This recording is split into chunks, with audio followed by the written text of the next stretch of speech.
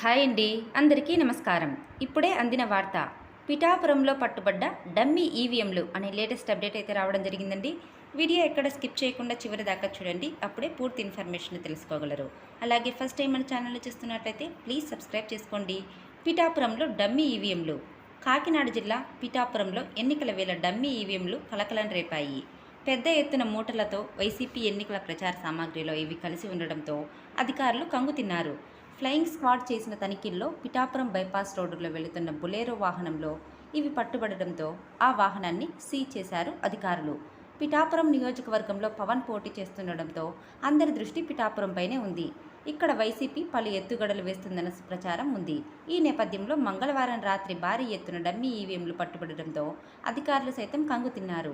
కాకినాడ నుండి పెద్ద ఎత్తున వైసీపీ ఎన్నికల ప్రచార సామాగ్రిని తుని తరలిస్తుండగా పిఠాపురం బైపాస్ రోడ్డు వద్ద ఫ్లయింగ్ స్క్వాడ్ అధికారులు వీటిని పట్టుకున్నారు. భారీ మూటలతో డమ్మీ ఈవీఎంలు ఉండడంతో తనిఖీలు చేసిన అధికారులు సైతం నెవ్వెరపోవాల్సి వచ్చింది. ఇవి పూర్తిగా ఎలక్ట్రానిక్ విధానంతో ఉండడంతో పాటు వీటిని ఎందుకు తరలిస్తున్నారనే దీనిపై ఆరా తీస్తున్నారు. వీటితో పాటు జగన్ చిత్రాలు ఉన్న మాస్కులు, వైసీపీ టోపీలు, జెండాలు, కండువాలు, బొట్టు స్టిక్కర్లు ఇలా భారీగా వైసీపీ ఎన్నికల ప్రచార సామాగ్రిని అధికారులు స్వాధీనం చేసుకున్నారు. ఎటువంటి రవాణా అనుమతులు లేకపోవడంతో సీజ్ చేశామని జీఎస్టీ అధికారులకు అప్పగించి కేసు నమోదు చేయిస్తామన్నారు.